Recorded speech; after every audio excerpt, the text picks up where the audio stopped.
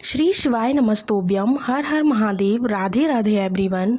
देखिएगा दोस्तों, आप सभी लोग जानते हैं कि 30 सितंबर 2024 को है प्रदोष व्रत, यानी कि प्रदोष व्रत जो भगवान शिव का सबसे प्रिय दिन होता है। और दोस्तों, इसी पितृपक्ष श्राद्ध के इस प्रदोष व्रत को आप लोगों को 3 कलश दूध वाला उपाय ज़रूर करना है। दोस्तों, इस उपाय को करने से आपके घर में कभी पैसों की कमी नहीं आएगी। आप भगवान से 10 मांगेंगे तो वो आपको 100 देंगे। आप जो भी मांगोगे उस हिसाब से वो देंगे।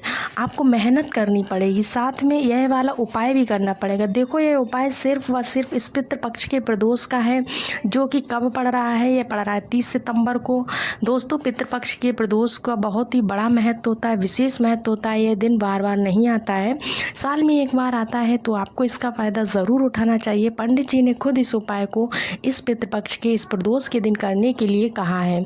और दोस्तों, हम सबसे बड़ी बात आपको बता दें कि इस पितृपक्ष में अगर आप लोग इस उपाय को कर लेते हैं, तो जिसका 3 कलश दूध वाला उपाय, तो भाई आपके जीवन में, आपके घर परिवार में धन की समस्या आ रही है तो वो सारी समस्याएं दूर हो जाएं। धन से जुड़ी समस्या तो 100% दूर होने वाली है।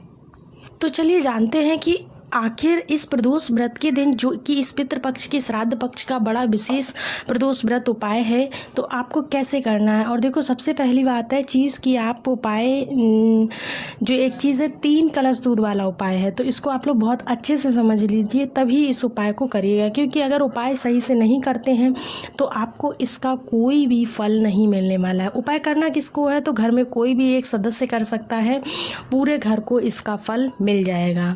तो सबसे पहली चीज़ दोस्तों, ये वाला जो उपाय है, यह घर के सभी सदस्यों को नहीं करना है। घर में कोई एक बड़ा सदस्य कर सकता है, या कोई माताएं बहनें घर में एक लोग कर ले, तो पूरे परिवार को इसका महत्व मिल जाएगा। ठीक है।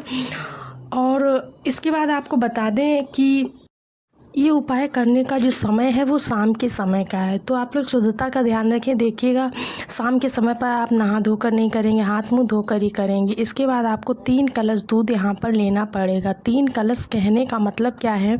तो देखिए, 3 कलश कहने का तात्पर्य है कि आपको 3 कटोरी, यानी कि जो कटोरी मीडियम साइज़ की आपके घर में हो ना, ऐसा पात्र लें जो स्टील के हो। 3 मतलब लोटा हो, अगर 3 आपके पास है, छोटे छोटे लोटे हों जिसके अंदर आप लोग दूध भर सकते हैं। या फिर ऐसा करना कि आप लोग कटोरी ले लेना। कटोरियाँ तो सभी के पास होंगी, तो कटोरियाँ मीडियम साइज़ वाली आप ले सकते हैं। 3 कटोरियाँ लेकर उसमें तीनों कटोरियों में आपको दूध भर लेना है।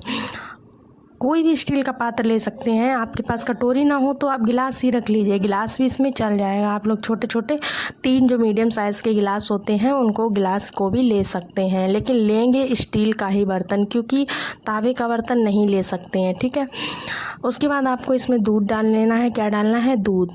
देखो, अगर उपाय आपको फल चाहिए ना, तो इसके अंदर जो दूध डालेगा वो भैंस का नहीं, बल्कि थैली वाला भी नहीं, बल्कि आपको गाय का शुद्ध देसी दूध डालना है। यानी कि गाय का दूध लेकर आना है, उसको ही डालना है अगर उपाय का फल चाहिए तो। उसके बाद क्या करना है? भैंस के दूध का उपयोग मत करना, थैली वाला भी नहीं। भूल कर भी भैंस के दूध से इस उपाय को मत करना, वरना आपको फल नहीं मिलेगा। दोस्तों, अब सबसे पहले आप लोग अपना वो जो दूध है उसको जो बराबर मात्रा में अपनी तीनों कटोरियों के अंदर डाल लो, और इस कटोरी को भी एक बड़ी थाली के अंदर रख लेना, क्योंकि 3 कटोरी आप एक साथ हाथ में नहीं रख पाओगे ना। तो एक थाली के अंदर तीनों कटोरियों को जमा कर उन तीनों कटोरियों के अंदर शुद्ध देसी गाय का जो दूध आप लोग लेकर आए हैं उसको बराबर मात्रा में भर देना है। 3 कटोरियों के अंदर आप लोगों ने यहाँ पर दूध भर दिया है। अब दूध भरने के बाद दोस्तों, आपको इसमें कुछ सामग्री डालनी हो, जो कि आपको यहाँ पर ध्यान से सुन लेनी है। ठीक है। जैसे ही आप लोग तीनों कटोरियों के अंदर बराबर मात्रा में दूध को डाल देते हो, उसके बाद आपको उसमें सबसे पहले आप लोगों को यहाँ पर लेनी है काली तिल। काली तिल आप जानते हो, जो शिव जी को समर्पित होती है, वही वाली काली तिल लेनी है। काली तिल आपको ज़्यादा नहीं, चुटकी 2 चुटकी अपने उस कटोरी में डाल लेनी है। ठीक है। यहाँ पर दूसरी चीज़, जो थोड़ी थोड़ी काली तिल डालने के बाद आपको तीनों कटोरियों के दूध के अंदर डाल लेनी है। उसके बाद आपको क्या करना है? दूसरी चीज़ जो आपको लेनी है वो है जौ। थोड़े से जौ आपको उसमें डाल लेने हैं। जौ जो है आपको पूजन वाली दुकान पर मिल जाएंगे, वहाँ से ले सकते हैं अगर घर में नहीं है।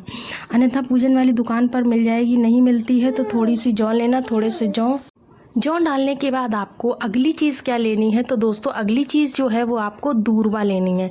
दूर्वा जो घास होती है ना, वही दूर्वा लेनी है। वो दूर्वा भी आपको तीनों कटोरियों में डाल देनी है। दूर्वा विषम संख्या में लें, 3 है, 5 है, 7 है, 11 है, इस तरह से ले सकते हैं। ये 3 सामग्रियाँ ही हमें इस कटोरी के दूध के अंदर डालनी है। जैसे ही आप लोग ये तीनों सामग्रियाँ कटोरी के दूध के अंदर डाल देते हो, अब आप उपाय करने के लिए तैयार हो। अब इस दिन मतलब कि 30 सितंबर को इस पितृ पक्ष के प्रदोष व्रत के दिन शाम के 6 बजते हैं, तो उसके बाद से आप अपना उपाय करना शुरू कर सकते हो। शाम को 6 बजे से लेकर 7 बजे के बीच में आप लोग अगर थोड़ा सा लेट हो जाते हो तो भाई 7 बजे के बाद 8 बजे तक कर सकते हो। अगर उसके बाद आपको कोई दिक्कत वाली बात नहीं है, ठीक है ना। तो करना है क्या दोस्तों, अब ये जो आपका उपाय है 3 कटोरियों का, जिसके अंदर आपने दूध भर के सामग्री डाली हुई है, इसको एक थाली में आप लोगों को रख लेना है। थाली को उठा लो। थाली को उठाने के बाद दोस्तों अब यहाँ पर आपको क्या करना है, सबसे पहले एक दीपक भी यहाँ पर आपको अपने ही घर से तैयार करके ले जाना है। थाली उठाकर आप एक सुरक्षित जगह पर रख दो। आप अपना दीपक तैयार करो। ये दीपक जो है आप लोग तैयार करोगे ना दोस्तों, तो ध्यान रखना 3 दीपक तैयार करने होंगे, क्योंकि हमें यहाँ पर क्या करना है कि तीनों जगहों पर जाना है और ना, इसीलिए दोस्तों यहाँ पर आपको 3 दीपक तैयार करने पड़ेंगे।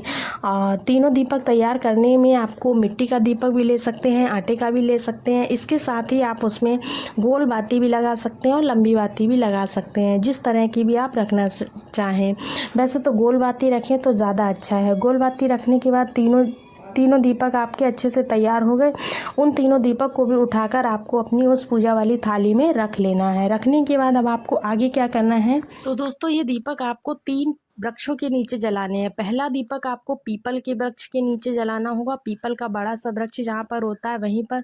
दूसरा दीपक आपको बट का वृक्ष यानी कि बट के वृक्ष के नीचे जलाना होगा। तीसरा जो पेड़ है दोस्तों वो है बेलपत्री वृक्ष। तो आपने तीनों वृक्षों के नाम सुन लिए हैं, पीपल का पेड़, बट का पेड़ और बेलपत्री का पेड़। ये तीनों ही वृक्षों के नीचे जाकर आप लोगों को ये वाला उपाय करना होगा। किसी एक वृक्ष के नीचे जाकर नहीं होगा, इस बात का ध्यान रखना। अगर आपके घर के आसपास या थोड़ी बहुत दूरी पर ये वृक्ष है ना, तो आपको वहीं जाकर इस उपाय को करना पड़ेगा। अपनी इस थाली को उठाना जिसके अंदर आपने 3 कटोरियों में दूध और 3 दीपक रखे हैं, जो आपने अभी तैयार करके रखी, इसको उठाकर सबसे पहले पहुंच जाना अपने घर के पास जो भी बड़ा वाला पीपल का पेड़ हो। पीपल के पेड़ के पास जाकर आपको क्या करना है दोस्तों, वहाँ पर जाकर आपको जो कटोरी में दूध है आपका, उस दूध को अपनी थाली से उठाकर नीचे रख लेना है। जो दीपक है उस दीपक को भी उठाकर नीचे रख लेना है। उसके बाद दीपक को आप पहले जला देंगे। जलाने के बाद आपको क्या करना है, उस दूध को पीपल के वृक्ष के नीचे समर्पित कर देना है, यानी कि उसकी जड़ में समर्पित कर देना। उसके बाद आपको वहाँ पर भगवान से प्रार्थना करना है।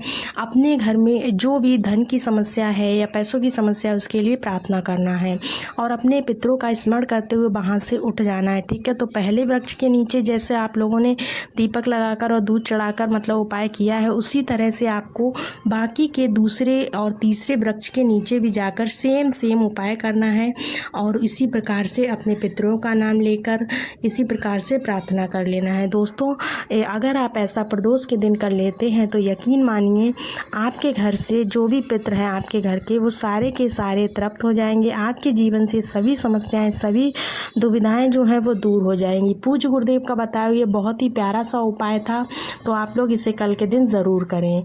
उम्मीद है दोस्तों आज की वीडियो अच्छी लगी होगी। अगर अच्छी लगी है तो चैनल को सब्सक्राइब ज़रूर कीजिएगा। मिलते हैं नेक्स्ट वीडियो में, तब तक के लिए राधे राधे, जय श्री कृष्णा, श्री शिवाय नमस्तुभ्याम, हर हर महादेव।